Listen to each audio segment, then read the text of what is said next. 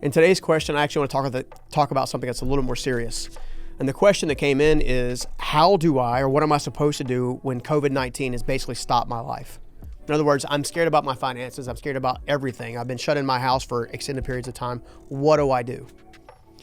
I've always been a big believer in using your time wisely, regardless of what's happening in or around you. One of the best things that I personally feel like you can do, that I've been doing myself and been asking my team to do since we've been doing so many different Zoom calls and videos and stuff like that, is to focus on the area that you can grow the most, research different avenues to get some e-learning or some e-books or stuff like that, and start studying. Start looking at your life from a brand new level. Start looking at your life from who you want to be. Start looking at your life, okay, what is it going to take to get there? If you wake up each morning, right, and you're just kind of waking up whenever now because no one's had a specific time to be at work or whatever, then there's a potential to get complacent, right? Complacency will kill pretty much any progress you'll make. So the best thing you could do is to keep yourself busy. Set your alarm for the time that you used to get up to go to school or go to work, right? Get up at that time. Go ahead and go through the process of doing your hair and getting dressed. Put yourself back in the rhythm of things, right? Then get your cup of coffee or whatever your little pick-me-up is.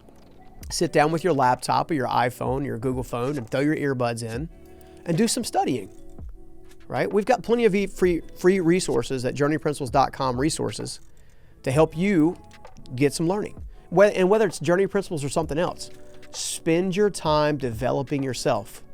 By doing so, you increase your value, and as soon as this economy opens back up, you're worth twice as much as you were before, and then an employer or someone like that can actually take advantage of the new you, and there's a good chance they'll be willing to pay for it. So take advantage of your free time. Okay, so it's been a long time since I had to answer a question like this. I've been happily married now for going on 7 years, and so here's the question. And when I think about answering this question, I'm thinking about my wife. And the question is how do I know if they're the one? As someone who had all kinds of toxic relationships, trying to figure out how to create in myself, how to become a good man and all this kind of stuff and be ready for a quality woman, I can honestly tell you that one of the things that I know most about our relationship is we're best friends. We can talk about anything, we can fight about anything, we can argue about anything, but there's safety in our communication. There's safety in the combination of our value systems. There are things like giving to people and taking care of others that we both share at a deep, deep level. So much so that we're probably getting in trouble with each other on a regular basis because she's giving, I'm giving, and then we're like, hey, I think we overgave that month, kind of thing, okay?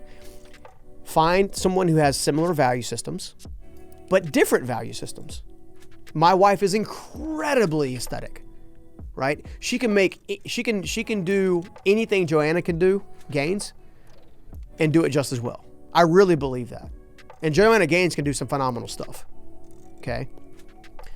My wife's ability to add aesthetic value is unbelievable. I don't possess that gene. I have to physically tell myself when I come home, hey, what's changed? How much Ray Dunn stuff is in the house? Okay? These are different things where there's a difference that you can build upon and be excited about, but also something that you don't have to share. So I would say be a best friend. Find someone who's genuinely easy to talk to about anything, that you're not scared to talk to about anything. Someone you feel secure with that you can talk to about anything, right? Find someone who shares values and also has different values that can stretch you a little bit. And I think the third thing is probably the most important, and that is laugh a lot. Laugh a lot.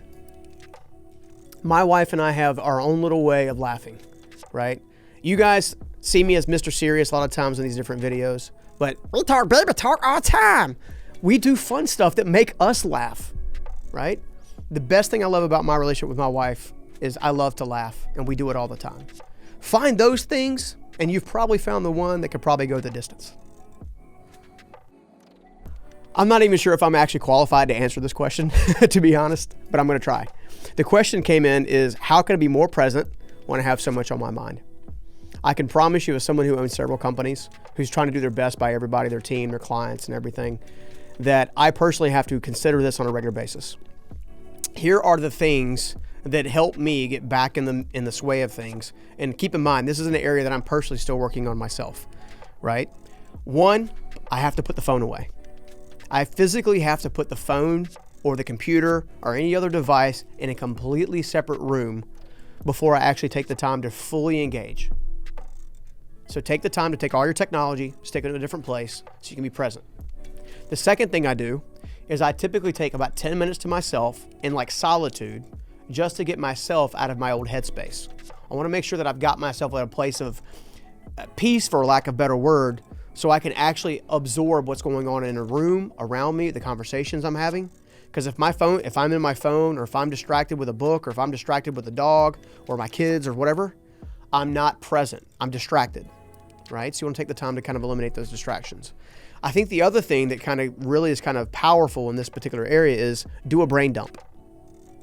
A lot of days I'll spend about the last hour of my day in my office or on my way home, and I'll either do a voice brain dump into my phone. In other words, all the things that I feel like I'm going to have to take care of the next day, or I'll take the time to write it out. And that becomes a to-do list or an action list for the following day.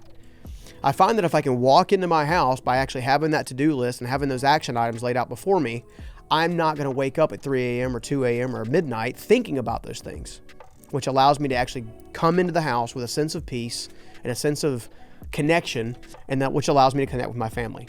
Now, it doesn't have to be romantic and it doesn't have to be family, but I find if you'll do these things, you can be more present in your environment and really start to win. How can I jumpstart my personal growth? Well, personal growth is personal, which means you have a responsibility and the accountability to follow through with that which you want most.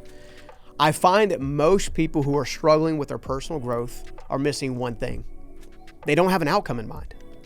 They really don't have a direction or a place that they really know that they want to go.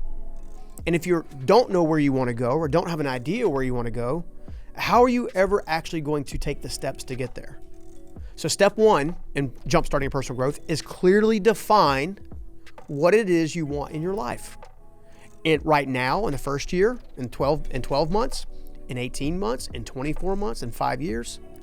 Think about these things. Don't wait 5 years to think about what you should have thought about the previous 5 years ago. Take some time to plan where you want to go today, and then I'll give you step one of getting progress in your personal growth.